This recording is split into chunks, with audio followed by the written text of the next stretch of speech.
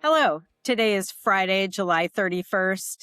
Welcome to one full year of Simply Trade, Cindy's version, where Cindy Allen, also known as the Taylor Swift of Trade, base an international trade update on a Taylor Swift song. I'm Cindy Allen, CEO of Tradeforce Multiplier, global trade consultancy service. I am bringing this podcast in association with Global Training Center, whose brainchild Simply Trade, Cindy's version was. So welcome. Today's song is, are you ready for it? First, what happened in international trade? I'll get to that in a moment, why we chose Are You Ready for It? So, lot happening actually in international trade this week. First, I want to focus on comments that were made on the elimination of the de minimis rule. As you know, CBP has indicated that they want to indefinitely suspend de minimis until the July 1st, 2027 date when the Big Beautiful Bill takes effect, which eliminates de minimis by law at that point. There were hundreds of comments.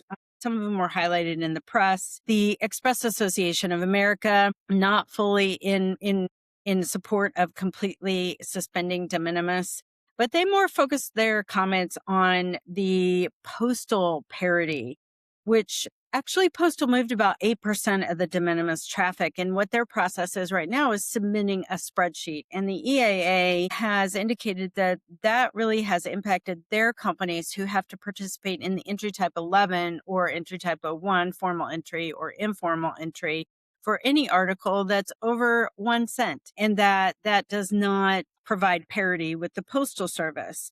It also limits the data that CBP has for targeting, as the Postal Service is only giving a spreadsheet of the data, not directly into a system.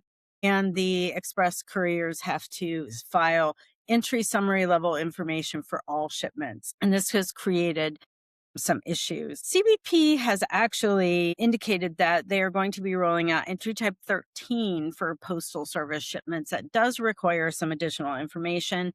The interim step is just a more fulsome Excel with data. So that has not completely been integrated into ABI, and the full entry summary entry process been indicated in this. So there are still some parity issues with that. This is not yet in effect, the entry type 11, so it has created some additional issues. Some other comments that I think were interesting were that one commenter suggested that CT-pad importers should be allowed to participate in de minimis, that they have met a higher degree of security concerns, and that they should be allowed to take advantage of no duty and less information coming in for their shipments. The Coalition for Prosperous America, which has supported no change, praised the administration for not making any changes to that, and they do believe that this is the right course.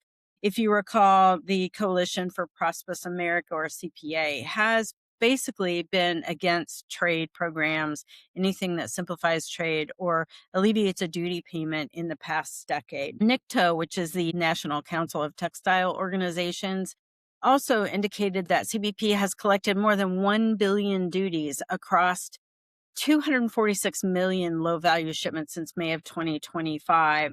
So that is going to be an argument that the cost offsets for collecting the additional information and the additional duty, which was the intent of Section 321 in the law to begin with, was to ensure that CBP was not expending more dollars and more effort than it was going to get back collecting that information. And this stat, 1 billion duties, does present an issue in meeting that criteria, that CBP's costs are going to exceed the cost of the duty that they're going to receive. So I really don't expect us to go anywhere soon.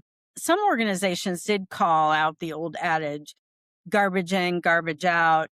Bad data on the invoices is going to equal bad data on entries, and that the requirement for more data and more information doesn't necessarily mean that it's going to be better data or better information, and that the underlying data quality issues are still going to be rampant, especially in a low value e-commerce type environment where people are just ordering off of the internet. They don't understand international trade. They don't necessarily know what they're ordering, where the country of origin is. And that information is going to be fed all the way through that international trade data system, and that the shippers, who mainly are just resellers for products that are manufactured in areas of the world, are going to have an issue getting real quality data, like if you bought from a brick and mortar store. So I think that this continues to be an issue that's going to be faced by CBP, but we do see an opportunity for CBP to continue their enforcement efforts, which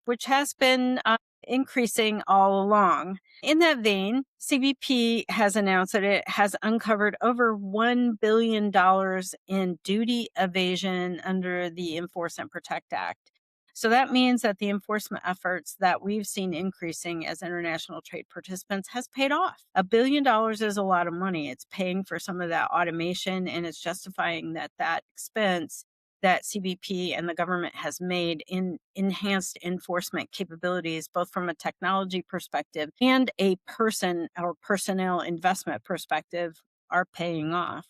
So if you are a company in importing, our advice has been all along, you need to invest in a good compliance program. You need to ensure that you are looking at all of the information and vetting and verifying as much as you can, all the way back to the raw materials of the goods. As we have seen, a lot of these Section 232 cases and forced labor actually rests in the component level compliance and component level information. It's going to be more important than ever that you invest in technology, understanding your supply chain all the way back to the raw materials of the goods. So welcome to Complex International Trade today. The CPSC, which recently rolled out the additional information required for that agency, are not seeing the mass detentions or significant problems that had been anticipated.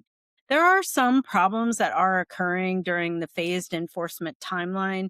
However, those are being resolved and shipments are continuing to move during this phased enforcement. Now, just be cautious that CBP and CPSC is likely collecting the data and will be using that to identify trends and patterns and make sure that you aren't an anomaly in that process and that you have your information going forward. So if you are subject to the CPSC new information requirements, make sure that you're spending some time with your supply chain and your brokers, making sure that information is accurate. USMCA negotiations, according to a fellow at the CSIS America's program, he's indicated that there is a standoff in the negotiations. Even though everything looks rosy from the government perspective, both Mexico, US, and Canada have indicated that the negotiations are ongoing. This individual indicated that there is a Mexican demand that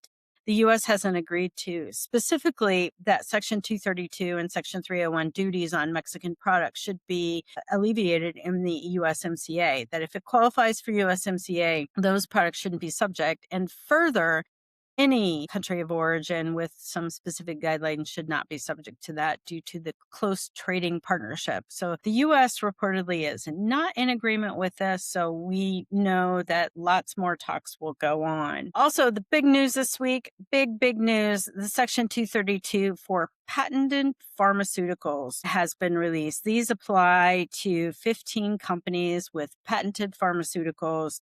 There are two effective dates, one up today and then one of later in September. The companies that are subject and the products that are subject must report the 99 number, even if there is zero duty on these products. Details can be found in Annex 3 for the Section 232 announcement. There are both tariffs and companies and products that you have to look for. So if you are a customs broker, you now need to know on your invoice or on the information transmitted to you by your client, the importer of record, if this is a subject tariff product, which, okay, we have tariff numbers. If this is a generic or a patented pharmaceutical, which most invoices don't contain that information, most databases don't contain that information. A drug is a drug. The information that is required for an invoice and required for duty is regardless of whether it's patented or not. So now you have to split that apart. If you have a generic and you have a patented, item that falls within the same tariff number, then you will have to split that line out. Further, that information is going to have to be available to you. So if you are an importer or you are a supplier of the pharmaceuticals, you now need to indicate it's patented or if it's generic, because that's going to be important. You also, as a customs broker, will have to ensure that you have databases for these named companies, these 15 companies that have been specifically named as having some sort of manufacturing process in the United States, or are building manufacturing processes in the United States, or have agreed to make additional investments. So one of the things that I think is really interesting about the pharmaceutical industry is they kind of got ahead of the Section 232 discussion. They sat down with the government as individual companies and also kind of at coordinating, outside of antitrust, but coordinated through their trade associations and said, what are we willing to do here to ensure that we're working with the administration and their goal of increasing investments in the United States and alleviating some of the 232 duties that have plagued some of our other competitive industries, such as automotive or steel and aluminum. We're seeing some of those being alleviated now for manufacturing in the United States, which was also announced this week, but also offset programs that happen after the fact.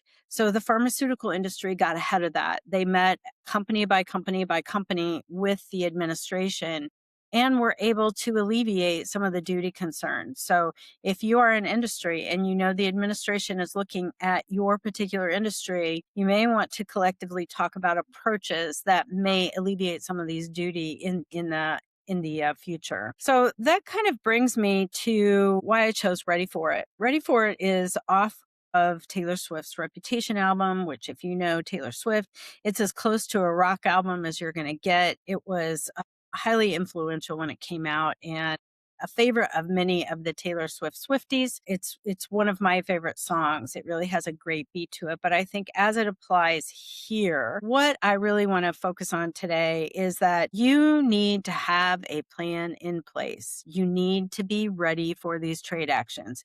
We've seen this over and over and over again. We're seeing trade actions come out at least once a month, if not more times than once a month, more often than that. And although the actual trade actions themselves, whether they're the 338 trade actions that were announced a few weeks ago for Canada, or it's the 301 actions that were announced for the 60 countries for lack of enforcement of forced labor within their own country, or it's a 232 action on specific industries, you need to have in place a playbook. So when something happens, you know what you need to do. You may not know the specific action, you may not know how it's going to impact you, but you'll have a playbook in place to sit down and say, okay, we have an action. Who needs to be at the table for these discussions? We need to, one, have a data pool. We need to know, are we going to be impacted by this action? Because you may not be impacted by everyone. You need to know what products are going to be impacted, what suppliers are going to be impacted, what core raw materials are going to be impacted. Is this going to impact your customers then on the other side of things? How is it going to impact your customers? You need to have that data to begin that conversation. And to have that data, you need to know where you need to go. There should be some sort of communication plan in place that you have now to be able to get that information, to do outreach, get that information. And then you start your internal assessments. You bring in finance, you bring in legal. What contracts is this going to impact? Do I have an ability to raise prices if I have a contract in place, if I'm going to be impacted? What is my contract with my suppliers? What are my contract with my clients? How do we have room to adjust for pricing should that be required? If you're subject to a 50% duty rate on your entire product, you may have to raise your prices and you may need to know what your parameters are. On the other hand, if you have a 50% duty for a Canadian part that's going to be, only $5 of your $1,000 item, that extra $250 in duty may not require you to look at a price adjustment. You may be able to absorb that. But you also need finance at the table to walk through those scenarios. You need sales at the table to walk through how the impact is going to be. You need marketing at the table so that they can begin to understand how to communicate both internally within your company to your suppliers, to your clients, and then to any board that you may have. As we've talked about before, trade professionals' profile has been raised exponentially in this environment, whether you like it or not. So you need to have a good, solid playbook that will be sustained no matter which trade action happens, and that you can run that playbook all the way through. Okay, we have a 338. What products do we have? Let's do the data pull. What's our pricing? What is that going to impact? Is it going to impact my raw materials? Is it going to impact the price of my product overall? Where is the impact? Who's going to be impacted? How do we communicate that? And then what action do we need to take internally? What alternate supplier options do we have? Can we change our product so that it falls outside of a trade action or not? Those should all be normal, documented playbook discussions that you have. You know which departments need to be sitting at the table with you and which departments need to weigh in, and then how you communicate that. So you, as the trade professional, can ensure you're ready for it, because that's about all we can be, is ready for it now. I'll talk to you next week.